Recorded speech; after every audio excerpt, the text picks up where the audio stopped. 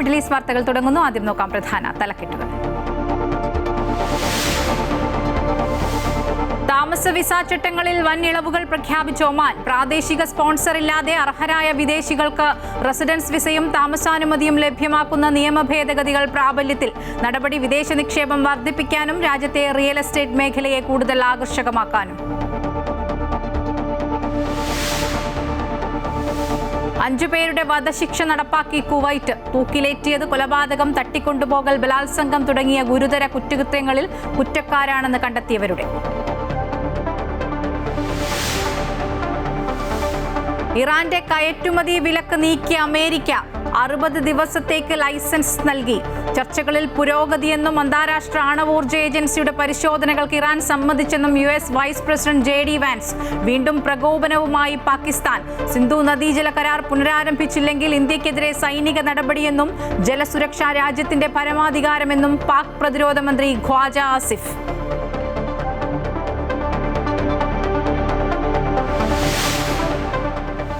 സംസ്ഥാനത്ത് ഇന്ന് 4 പനിമരണം, 10 പേർക്ക് കൂടി ഷിഗല്ല. നിപ്പയിൽ ആശ്വാസം. വവ്വാലുകളിൽ നടത്തിയ പരിശോധനാ ഫലം നെഗറ്റീവ്.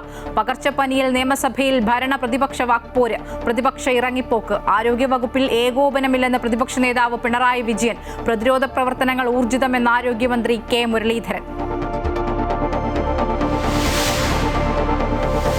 മദ്യനയത്തിൽ എതിർപ്പുമായി ഭരണ പ്രതിപക്ഷ അംഗങ്ങൾ. എക്സൈസ് കമ്മീഷണറുമായി ചർച്ച നടത്തി മന്ത്രി എം ലിജു. നയപരമായ കാര്യങ്ങൾ പാർട്ടിയിൽ ചർച്ച ചെയ്യുമെന്ന് KC വേണുഗോപാൽ. വീര്യം കുറഞ്ഞതെന്ന ലേബലിൽ മദ്യമൊഴുക്കാനുള്ള ശ്രമമെന്ന് സമസ്ത. വിമർശനവുമായി KCBCയും ഓർത്തഡോക്സ് സഭയും.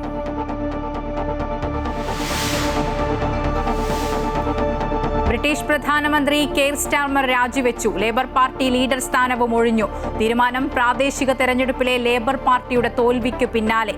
പാർട്ടിക്കുള്ളിൽ ഭിന്നത തുടരുന്നു.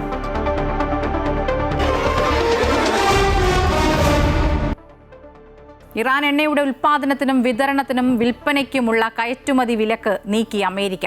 60 ദിവസത്തേക്കാണ് ലൈസൻസ് നൽകിയത്. ഇരു രാജ്യങ്ങളും തമ്മിൽ അന്തിമ സമാധാന കരാറിലെത്തുന്നതിനുള്ള ചർച്ചകൾ തുടരുന്നതിനിടയിലാണ് ഈ താൽക്കാലിക ലൈസൻസ് പ്രഖ്യാപിച്ചിരിക്കുന്നത്. അതിനിടെ അമേരിക്ക ഇറാൻ ചർച്ചകളിൽ വൻ പുരോഗതിയെന്ന് US vice president JD Vance പറഞ്ഞു. തുടക്കത്തിൽ ചില അസ്വാരസ്യങ്ങൾ ഉണ്ടായെങ്കിലും സ്വിറ്റ്സർലൻഡിലെ ചർച്ചകൾ വിജയകരമായി മുന്നോട്ട് പോയെന്ന് അദ്ദേഹം പറഞ്ഞു. അന്താരാഷ്ട്ര ആണവോർജ്ജ ഏജൻസിയുടെ പരിശോധനകൾക്ക് ഇറാൻ അനുമതി നൽകിയതായും ഇത് അമേരിക്കയെ സംബന്ധിച്ചിടത്തോളം വലിയൊരു നാഴികക്കല്ലാണെന്നും JD വാൻസ് വ്യക്തമാക്കി. ഇറാനിലെ ആണവായുധ പദ്ധതികൾക്ക് ശാശ്വതമായി അന്ത്യം കുറിക്കുന്നതിനുള്ള ആദ്യ പടിയാണിതെന്നും മേഖലയിൽ കൂടുതൽ സംഘർഷങ്ങൾ ഒഴിവാക്കാനും സമാധാനം ഉറപ്പാക്കാനുമുള്ള നടപടികളിലേക്ക് അടുക്കുകയാണെന്നും JD വാൻസ് പറഞ്ഞു. വീണ്ടും പ്രകോപനവുമായി പാകിസ്ഥാൻ. സിന്ധു നദീജല കരാർ പുനരാരംഭിച്ചില്ലെങ്കിൽ ഇന്ത്യക്കെതിരെ സൈനിക നടപടി സ്വീകരിക്കുമെന്നാണ് ഭീഷണി. പാകിസ്ഥാൻ പ്രതിരോധ മന്ത്രി ഖ്വാജ ആസിഫാണ് യുദ്ധഭീഷണി മുഴക്കിയത്. പാകിസ്ഥാൻ ഭീകരതയെ പിന്തുണയ്ക്കുന്നത് അവസാനിപ്പിക്കാതെ കരാർ പുനരാരംഭിക്കില്ലെന്ന് ഇന്ത്യ വ്യക്തമാക്കിയിരുന്നു. ആഭ്യന്തര കലാപം ഉൾപ്പെടെയുള്ള പ്രശ്നങ്ങളിൽ പാകിസ്ഥാൻ സൈന്യവും സർക്കാരും കടുത്ത പ്രതിസന്ധി നേരിടുമ്പോഴാണ് ഇന്ത്യക്കെതിരെ തുടർച്ചയായി പ്രകോപനം സൃഷ്ടിച്ച് ശ്രദ്ധ തിരിക്കാൻ ശ്രമം നടത്തുന്നത്. സിന്ധു നദീജല കരാർ പുനരാരംഭിച്ചില്ലെങ്കിൽ ഇന്ത്യക്കെതിരെ സൈനിക നടപടി സ്വീകരിക്കുമെന്നാണ് പാകിസ്ഥാന്റെ ഭീഷണി. ജലവിതരണം തടസ്സപ്പെടുത്തിയാൽ ഇന്ത്യക്കെതിരെ യുദ്ധത്തിനിറങ്ങുമെന്ന് ഒരു മാധ്യമത്തിന് നൽകിയ അഭിമുഖത്തിൽ പാകിസ്ഥാൻ പ്രതിരോധ മന്ത്രി ഖ്വാജ ആസിഫ് പ്രതികരിച്ചു. ദേശീയ സുരക്ഷയും ജലസുരക്ഷയും ഭീഷണിയിലാണെന്ന് ബോധ്യപ്പെടുന്ന നിമിഷം ഇന്ത്യക്കെതിരെ സൈനിക നടപടി തുടങ്ങുമെന്നാണ് ഖ്വാജ ആസിഫിന്റെ വാക്കുകൾ. സിന്ധു നദീജല കരാർ റദ്ദാക്കിയ തീരുമാനം മാറ്റമില്ലാതെ തുടരുമെന്ന് ഇന്ത്യ വ്യക്തമാക്കിയതിന് പിറകെയാണ് പ്രതികരണം. 2025 പഹൽഗാം ഭീകരാക്രമണത്തെ തുടർന്നാണ് 1960 സിന്ധു നദീജല കരാർ ഇന്ത്യ റദ്ദാക്കിയത്. പാകിസ്ഥാൻ ഭീകരതയെ പിന്തുണയ്ക്കുന്നത് അവസാനിപ്പിക്കാതെ തീരുമാനം പിൻവലിക്കില്ലെന്നും ഇന്ത്യ വ്യക്തമാക്കിയിരുന്നു. നിലവിൽ സിന്ധ്, ബലൂചിസ്ഥാൻ പ്രവിശ്യകളിൽ ജലക്ഷാമം അതിരൂക്ഷമാണ്. അമൃത ന്യൂസ്, ന്യൂഡൽഹി. ബ്രിട്ടീഷ് പ്രധാനമന്ത്രി കെയർ സ്റ്റാർമർ രാജിവെച്ചു. ലേബർ പാർട്ടി ലീഡർ സ്ഥാനവും ഒഴിയുകയാണെന്ന് സ്റ്റാർമർ അറിയിച്ചു. പാർട്ടിക്കുള്ളിലെ ഭിന്നതയും ആഭ്യന്തര സംഘർഷവുമാണ് സ്റ്റാർമറുടെ രാജിയിലേക്ക് നയിച്ചത്. പുതിയ പ്രധാനമന്ത്രിയെ സെപ്റ്റംബറിനുള്ളിൽ തിരഞ്ഞെടുക്കും. ആഴ്ചകൾ നീണ്ട രാഷ്ട്രീയ നാടകങ്ങൾക്കൊടുവിലാണ് ബ്രിട്ടീഷ് പ്രധാനമന്ത്രി കെയർ സ്റ്റാർമർ രാജിവെച്ചത്. ഭരണകക്ഷിയായി ലേബർ പാർട്ടിയിൽ നിന്ന് തന്നെ കെയ്മർ സ്റ്റാർമറിന് കടുത്ത സമ്മർദ്ദം നേരിട്ടു. പാർട്ടിയിലെ 100-ലധികം എംപിമാരും ക്യാബിനറ്റിലെ മുതിർന്ന മന്ത്രിമാരും രാജി ആവശ്യപ്പെട്ടിരുന്നു. ഇന്ന് രാവിലെയാണ് പ്രധാനമന്ത്രി സ്ഥാനം ഒഴിയുന്നതായി സ്റ്റാർമർ ബ്രിട്ടൻ രാജാവിനെ അറിയിച്ചത്. വൻ ഭൂരിപക്ഷത്തോടെ അധികാരത്തിലേറി വെറും 2 വർഷം തികയുന്നതിന് മുമ്പാണ് പടിയിറക്കം. ഇതോടെ കഴിഞ്ഞ ഒരു പതിറ്റാണ്ടിനിടെ കാലാവധി പൂർത്തിയാക്കുന്നതിന് മുമ്പ് പദവിയിൽ നിന്ന് പുറത്താക്കപ്പെടുന്ന 6ാമത്തെ ബ്രിട്ടീഷ് പ്രധാനമന്ത്രിയാണ് കെയർ സ്റ്റാമർ. അടുത്ത പ്രധാനമന്ത്രി ആരായാലും തന്റെ പരിപൂർണ പിന്തുണ അദ്ദേഹത്തിന് നൽകുമെന്ന് സ്റ്റാർമർ പ്രഖ്യാപിച്ചു കഴിഞ്ഞു. ഒപ്പം നിന്നവർക്ക് നന്ദി അറിയിക്കുകയും ചെയ്തു. Every decision I've taken has been about putting the country I love first. That is why I will resign as leader of the Labour Party. I have spoken to His Majesty the King this morning to inform him of my decision. 2024 July 5-നാണ് പ്രധാനമന്ത്രിയായി Starmer തെരഞ്ഞെടുക്കപ്പെട്ടത്. അന്ന് ചരിത്ര ഭൂരിപക്ഷത്തോടെയാണ് സ്റ്റാർമറും labour പാർട്ടിയും അധികാരത്തിലേറിയത്. എന്നാൽ അധികം വൈകാതെ തന്നെ വിവിധ വിവാദങ്ങളും പ്രതിഷേധങ്ങളും ആരംഭിച്ചിരുന്നു. അടുത്തിടെ നടന്ന പ്രാദേശിക തെരഞ്ഞെടുപ്പിൽ ലേബർ പാർട്ടി വലിയ തിരിച്ചടി നേരിട്ടതും സ്റ്റാർമർക്ക് തിരിച്ചടിയായി. അഴിമതി ആരോപണങ്ങളും നയപരമായ മാറ്റങ്ങളുടെയും ഫലമായി സ്റ്റാർമറുടെ ജനപ്രീതി കുത്തനെ ഇടിയുകയായിരുന്നു. സുപ്രധാന നയങ്ങളിൽ നിന്നും സ്റ്റാർമർ പിന്നോട്ട് പോയത് ജനങ്ങൾക്കിടയിൽ വലിയ അതൃപ്തിയുണ്ടാക്കി. പുതിയ പ്രധാനമന്ത്രി സ്ഥാനത്തേക്കുള്ള നാമനിർദ്ദേശങ്ങൾ ക്ഷണിക്കാൻ ലേബർ പാർട്ടി എക്സിക്യൂട്ടീവ് കമ്മിറ്റിക്ക് നിർദ്ദേശം നൽകിയ അദ്ദേഹം അതുവരെ ഇടക്കാല പ്രധാനമന്ത്രിയായി തുടരും. അടുത്ത പ്രധാനമന്ത്രിയാകാൻ ഏറ്റവും കൂടുതൽ സാധ്യത കൽപ്പിക്കപ്പെടുന്നത് ഭാവി നേതാവായും പ്രധാനമന്ത്രിയായും പാർട്ടിയിലെ വിമതർ ഉയർത്തിക്കാട്ടുന്ന മാഞ്ചസ്റ്റർ മേയർ ആൻഡി ബർണാമിനാണ്. സെപ്റ്റംബർ ആദ്യവാരം പുതിയ പ്രധാനമന്ത്രി അധികാരമേറ്റെടുക്കും. News desk Amrita TV. വിദേശ നിക്ഷേപം വർദ്ധിപ്പിക്കാനും രാജ്യത്തെ റിയൽ എസ്റ്റേറ്റ് മേഖലയെ കൂടുതൽ ആകർഷകമാക്കാനും ലക്ഷ്യമിട്ട് താമസ വിസ ചട്ടങ്ങളിൽ വൻ ഇളവുകൾ പ്രഖ്യാപിച്ചു ഒമാൻ. പ്രാദേശിക സ്പോൺസർ ഇല്ലാതെ തന്നെ അർഹരായ വിദേശികൾക്ക് റെസിഡൻസ് വിസയും താമസാനുമതിയും ലഭ്യമാകുന്ന പുതിയ നിയമ ഭേദഗതികൾ പ്രാബല്യത്തിൽ വന്നു.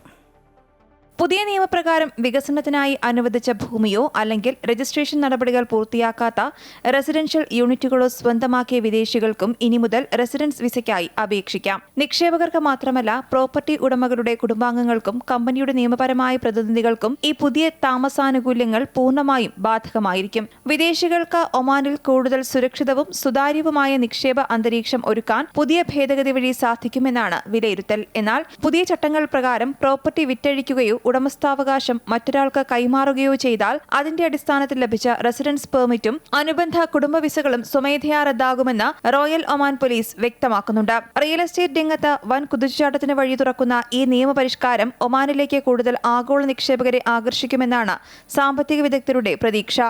Amrita news, Dubai. പുതിയ നിയമപ്രകാരം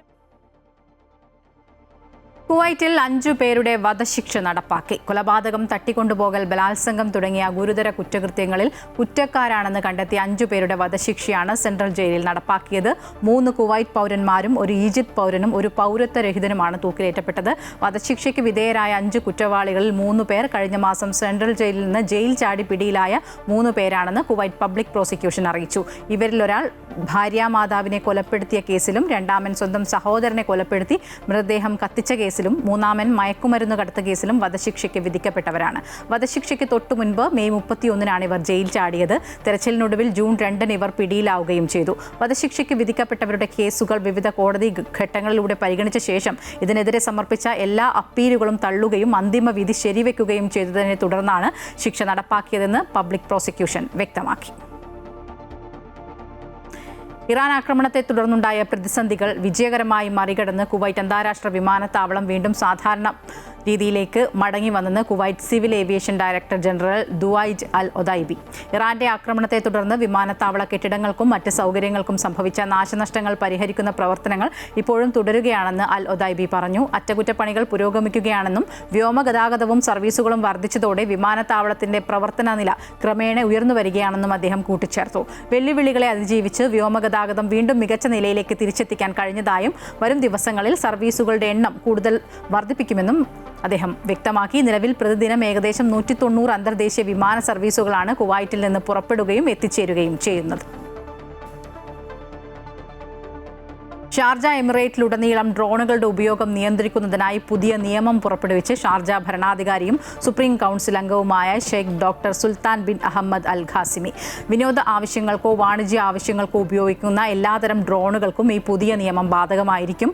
ഫ്രീ സോണുകൾ, പ്രത്യേക വികസന മേഖലകൾ എന്നിവയുൾപ്പെടെ ഡ്രോൺ പ്രവർത്തിപ്പിക്കുന്ന വ്യക്തികൾക്കും പൊതുസ്ഥാപനങ്ങൾക്കും ഈ നിയന്ത്രണങ്ങൾ പാലിക്കാൻ ബാധ്യതയുണ്ട്. എന്നാൽ സൈനിക സുരക്ഷാ ആവശ്യങ്ങൾക്കായി ഉപയോഗിക്കുന്ന ഡ്രോണുകളെയും സിവിൽ ഏവിയേഷൻ മേധാവി പ്രത്യേക അനുമതി നൽകിയിട്ടുള്ളവയെയും ഈ നിയമത്തിൽ നിന്ന് ഒഴിവാക്കിയിട്ടുണ്ട്. മറ്റ് വാർത്തകൾ നോക്കിയാൽ സംസ്ഥാനത്ത് ഇന്ന് 7 പേരാണ് പനി ബാധിച്ചു മരിച്ചത്. 10 പേർക്ക് കൂടി ഷിഗല്ല സ്ഥിരീകരിച്ചു. അതിൽ 7 പേർ കോഴിക്കോട് സ്വദേശികളാണ്. അതേസമയം നിപ്പ ഉറവിടവുമായി ബന്ധപ്പെട്ട് വവ്വാലുകളിൽ നടത്തിയ പരിശോധനാ ഫലം നെഗറ്റീവായി. കോഴിക്കോട് നിപ്പ രോഗബാധിതന്റെ വീടിന് സമീപത്തു നിന്നും പിടിച്ച വവ്വാലുകളുടെ പരിശോധനാ ഫലമാണ് നെഗറ്റീവായത്. വവ്വാലുകളുടെ കാഷ്ടത്തിലും നിപ്പ വൈറസിന്റെ സാന്നിധ്യമില്ലെന്ന് സ്ഥിരീകരിച്ചു. ഭോപ്പാലിലെ ലാബിൽ നടത്തിയ പരിശോധനാ ഫലമാണ് പുറത്തുവന്നത്. സംസ്ഥാനത്ത് പകർച്ചവ്യാധി രൂക്ഷമായ സാഹചര്യം നിയമസഭ നിർത്തിവെച്ച് ചർച്ച ചെയ്യണമെന്നാവശ്യപ്പെട്ട് പ്രതിപക്ഷം സഭയിൽ അടിയന്തര പ്രമേയത്തിന് നോട്ടീസ് നൽകി. മുഹമ്മദ് റിയാസാണ് നോട്ടീസ് നൽകിയത്. പ്രതിരോധ പ്രവർത്തനങ്ങൾ ഊർജിതമാണെന്നും വിഷയം സഭ നിർത്തിവെച്ച് ചർച്ച ചെയ്യേണ്ട സാഹചര്യമില്ലെന്നും ആരോഗ്യമന്ത്രി കെ മുരളീധരൻ നിലപാടറിയിച്ചു.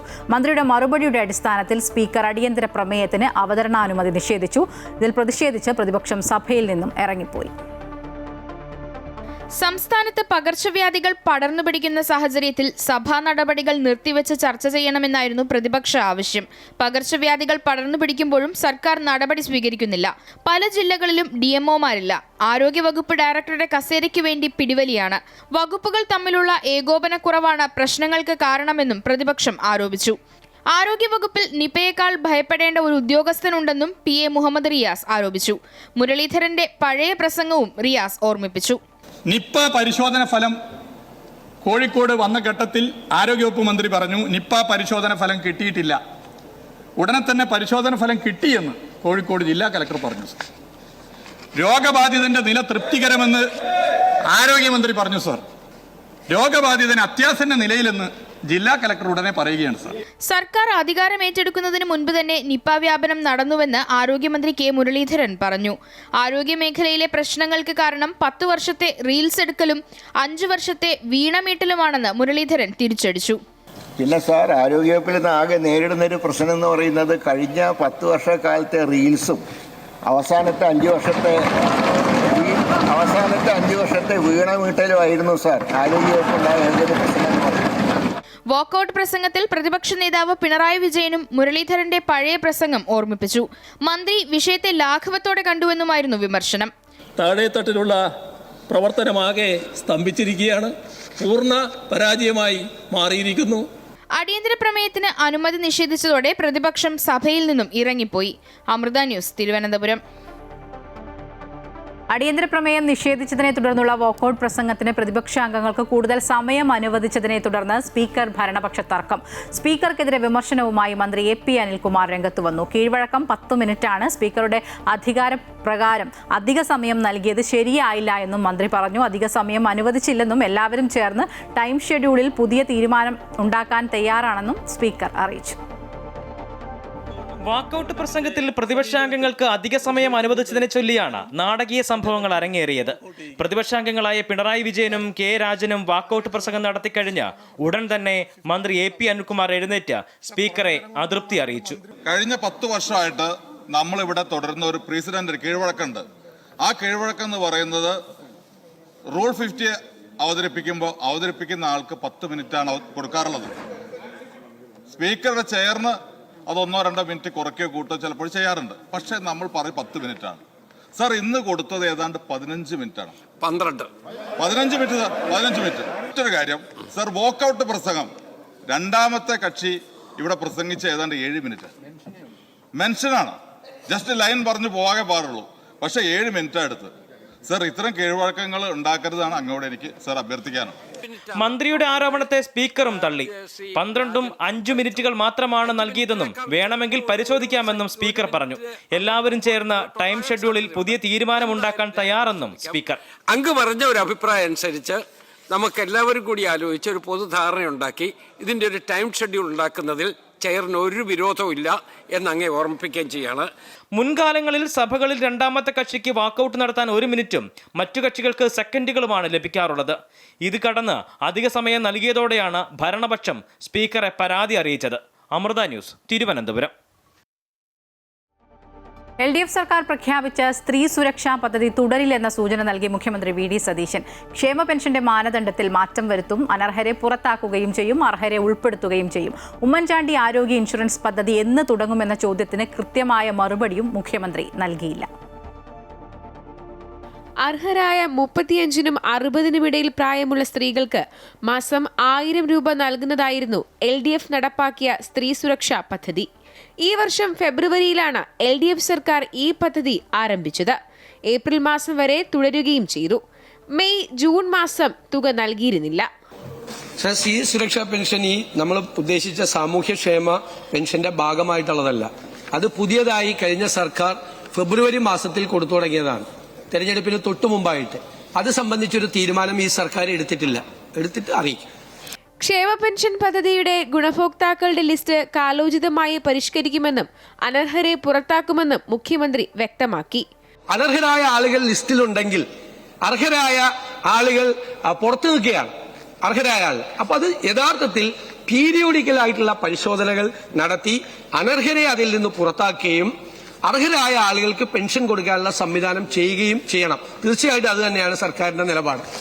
ഉമ്മൻചാണ്ടി ആരോഗ്യ ഇൻഷുറൻസ് പദ്ധതി എന്ന് തുടങ്ങുമെന്ന് പ്രതിപക്ഷത്തിന്റെ ചോദ്യത്തിന് കൃത്യമായ മറുപടി മുഖ്യമന്ത്രിക്ക് ഇല്ലായിരുന്നു. സാമ്പത്തിക ഭദ്രതയുള്ളവർ പദ്ധതിയിൽ ഭാഗമാകുമ്പോൾ പ്രീമിയം നൽകേണ്ടി വരുമെന്ന സൂചന VD സതീശൻ നൽകിയിട്ടുണ്ട്. പ്രീമിയം എത്ര, ഇൻഷുറൻസ് കവറേജ് തുടങ്ങിയിട്ടുള്ള കാര്യങ്ങളിലൊന്നും വ്യക്തത വരുത്തിയിട്ടുമില്ല. അമൃത ന്യൂസ്, തിരുവനന്തപുരം.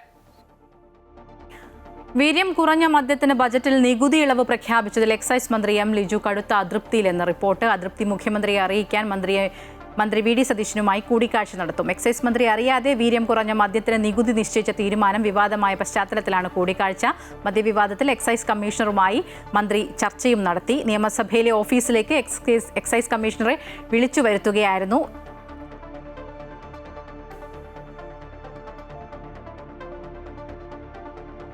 വീര്യം കുറഞ്ഞ മദ്യത്തിന്റെ നികുതി ഇളവിലെയും ധാതുമണൽ ഖനനത്തിലെയും ആശങ്കകൾ സർക്കാർ ദൂരീകരിക്കണമെന്ന് ICC general secretary KC Venugopal. നയപരമായ കാര്യങ്ങൾ പാർട്ടിയിലും മുന്നണിയിലും ചർച്ച ചെയ്യും. ആർക്കെങ്കിലും മദ്യനയത്തിൽ പരാതി ഉണ്ടെങ്കിൽ പരിഹരിക്കുമെന്നും പുതിയ സർക്കാരല്ലേ എന്നും KC വേണുഗോപാൽ ചോദിച്ചു. വേണ്ട രീതിയിൽ ചർച്ച ചെയ്യേണ്ട സമയത്ത് ചർച്ച ചെയ്യും. പാർട്ടിക്കകത്ത് നമ്മുടെ സംസ്ഥാനത്തെ ഗവൺമെൻറ് നടത്തുന്ന ഒരുപാട് കാര്യം, ഒരു പുതിയ ഗവൺമെൻറ് വന്നതേ ഉള്ളൂ. അപ്പോൾ ഗവൺമെൻറ് എടുക്കുന്ന നടപടികളിൽ ആർക്കെങ്കിലും പ്രയാസമൊക്കെ ഉണ്ടെങ്കിൽ അത് പാർട്ടി തലത്തിൽ ചർച്ച ചെയ്യും. മദ്യനയത്തിൻ്റെ കാര്യത്തിലായാലും ധാതുമണലിൻ്റെ കാര്യത്തിലായാലും ചില ആശങ്കകൾ വരുന്നിട്ടുണ്ട്. തീർച്ചയായിട്ടും അത്തരം ആശങ്കകൾ ദൂരീകരിക്കേണ്ട ഉത്തരവാദിത്വം സർക്കാരിനുണ്ട്. മാത്രമല്ല, ഒരു പോളിസി ഡിസിഷൻസ് ഏതായാലും സംസ്ഥാനത്തെ ബാധിക്കുന്ന ഗവൺമെൻറ് തീരുമാനങ്ങളിലെ നയപരമായ തീരുമാനങ്ങളിൽ പാർട്ടിക്കകത്തും ചർച്ചയുണ്ടാവും. വീര്യം കുറച്ചും നികുതി കുറച്ചും മദ്യോൽപാദനം ലക്ഷ്യമിടുന്നത് പുതുതലമുറയെന്ന് KCBC മദ്യവിരുദ്ധ സമിതി. തലമുറയെ മദ്യത്തിന് അടിമകളാക്കുന്ന നയത്തെ ചെറുക്കുമെന്നും മദ്യവിരുദ്ധ സമിതി വാർത്താക്കുറിപ്പിൽ വ്യക്തമാക്കി. പിണറായി സർക്കാർ ആവിഷ്കരിച്ച് നടപ്പിലാക്കാൻ കഴിയാതെ പോയ പദ്ധതി VD സർക്കാർ സംസ്ഥാനത്ത് അടിച്ചേൽപ്പിക്കരുത്. ഈ നടപടി ജെൻസി വിരുദ്ധമാണ്. വീര്യം കുറഞ്ഞ മദ്യം മദ്യപാനികൾക്ക് വേണ്ടിയുള്ളതല്ല, മദ്യപരെ സൃഷ്ടിക്കാൻ വേണ്ടിയുള്ളതാണ്.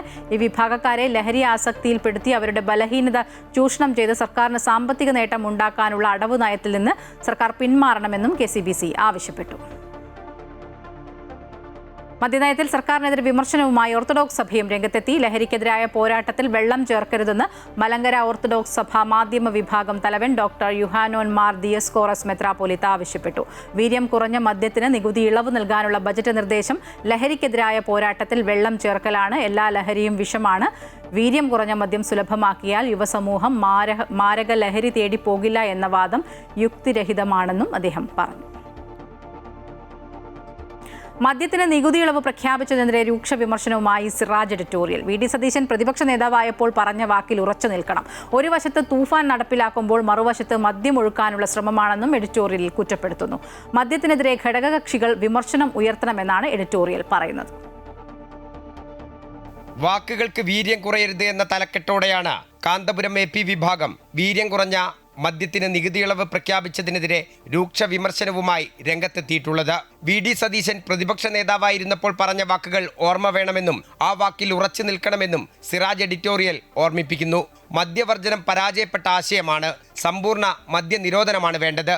ഒരു വശത്ത് ഓപ്പറേഷൻ തൂഫാൻ നടപ്പാക്കുമ്പോഴാണ് മറുവശത്ത് മദ്യമൊഴുക്കാനുള്ള ശ്രമം നടക്കുന്നത്.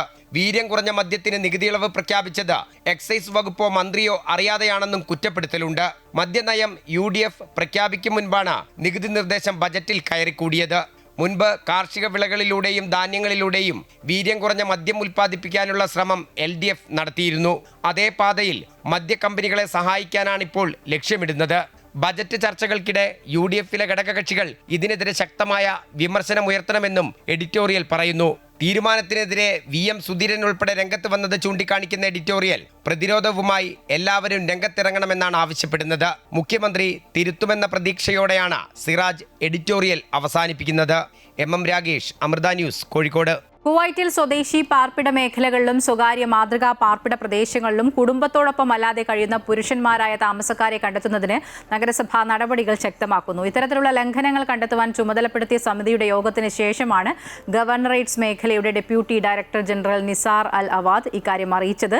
ഇത്തരം കേന്ദ്രങ്ങളിലെ കുടുംബേതര താമസക്കാരെ കുറിച്ചുള്ള എല്ലാ പരാതികളും തുടർ നടപടികൾ സ്വീകരിക്കുന്നതിനും ആവശ്യമായ നടപടികൾ കൈക്കൊള്ളുന്നതിനും യോഗത്തിൽ ചർച്ച ചെയ്തതായും അദ്ദേഹം അറിയിച്ചു. ഇതിന്റെ പുരോഗതികളും നേട്ടങ്ങളും സംബന്ധിച്ച് ആനുകാലിക റിപ്പോർട്ടുകൾ സമർപ്പിക്കും. നിയമലംഘനങ്ങൾ ഫലപ്രദമായി നേരിടുന്നതിനും അതിന്റെ വ്യാപനം പരിമിതപ്പെടുത്തുന്നതിനും ആവശ്യമായ പ്രതിരോധ നടപടികൾ സ്വീകരിക്കുന്നതിനും പ്രത്യേക സംവിധാനം സ്ഥാപിക്കുമെന്നും അദ്ദേഹം അറിയിച്ചു. കുവൈറ്റിൽ സ്ഥാപനങ്ങൾക്ക് മുന്നിലെ പൊതു പാർക്കിംഗ് ഇടങ്ങൾ ഉപഭോക്താക്കൾക്കു മാത്രമാണെന്ന് സൂചിപ്പിക്കുന്ന ബോർഡുകൾ സ്ഥാപിക്കാൻ വ്യക്തികൾക്കോ സ്ഥാപനങ്ങൾക്കോ നിയമപരമായ അനുവാദമില്ലെന്ന് ആഭ്യന്തര മന്ത്രാലയം director lieutenant colonel Abdulla ബുഹസിൻ.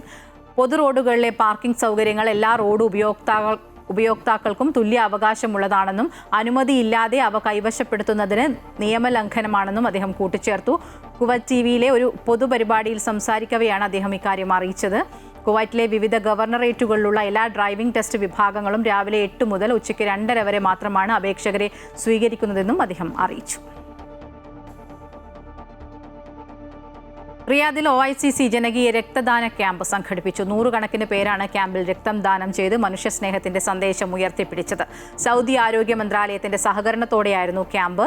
Riyadh Indian embassy counsellor Shariq Badar camp ഉദ്ഘാടനം ചെയ്തു. OICC നേതാക്കളും സൗദി ആരോഗ്യ മേഖലയിലെ ഉദ്യോഗസ്ഥരും ചടങ്ങിൽ പങ്കെടുത്തു. പ്രോഗ്രാം ചെയർമാൻ ഷിഹാബ് കൊട്ടുകാട് അധ്യക്ഷത വഹിച്ചു. ജനറൽ കൺവീനർ മാത്യു ജോസഫ് ആമുഖ പ്രഭാഷണം നടത്തി. പരിപാടിയിൽ രക്തദാതാക്കൾക്ക് OICCയുടെയും സൗദി ആരോഗ്യ മന്ത്രാലയത്തിന്റെയും സംയുക്ത സർട്ടിഫിക്കറ്റുകൾ വിതരണം ചെയ്തു. കോർഡിനേറ്റർ ഷംനാദ് കരുനാഗപ്പള്ളി സ്വാഗതവും ട്രഷറർ സന്തോഷ് വിളയിൽ നന്ദിയും രേഖപ്പെടുത്തി. സ്ത്രീകളിൽ കണ്ടുവരുന്ന ഗർഭാശയ ക്യാൻസർ അഥവാ സെർവിക്കൽ ക്യാൻസർ പൂർണ്ണമായും ഇല്ലാതാക്കുന്നതിനുള്ള ദേശീയ നീക്കങ്ങൾ ശക്തമാക്കി UAE ആരോഗ്യ പ്രതിരോധ മന്ത്രാലയം. രോഗനിർമ്മാർജ്ജനത്തിനായുള്ള ഭാവി നയങ്ങളും പ്രവർത്തന പദ്ധതികളും ചർച്ച ചെയ്യാൻ മന്ത്രാലയം പ്രത്യേക സംവാദ സമ്മേളനം സംഘടിപ്പിച്ചു.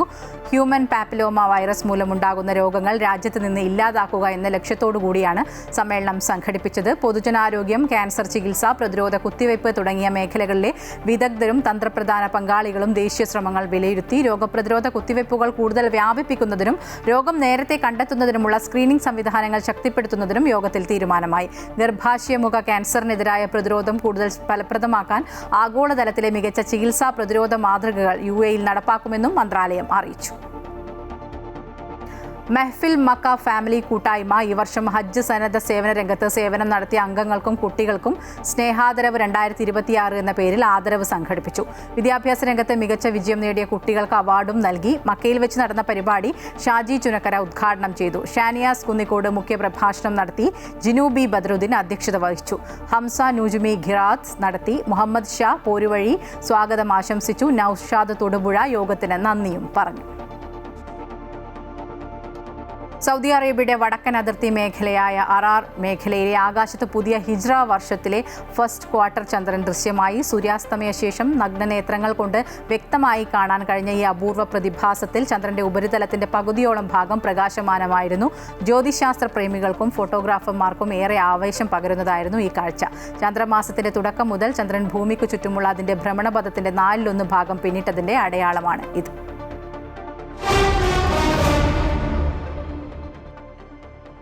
കേരള ക്രിക്കറ്റ് അസോസിയേഷൻ സംഘടിപ്പിക്കുന്ന NSK T20 ക്രിക്കറ്റ് ട്രോഫിയുടെ 4ാം സീസൺ മത്സരങ്ങൾ ഈ മാസം 25 മുതൽ ജൂലൈ 3 വരെ നടക്കും.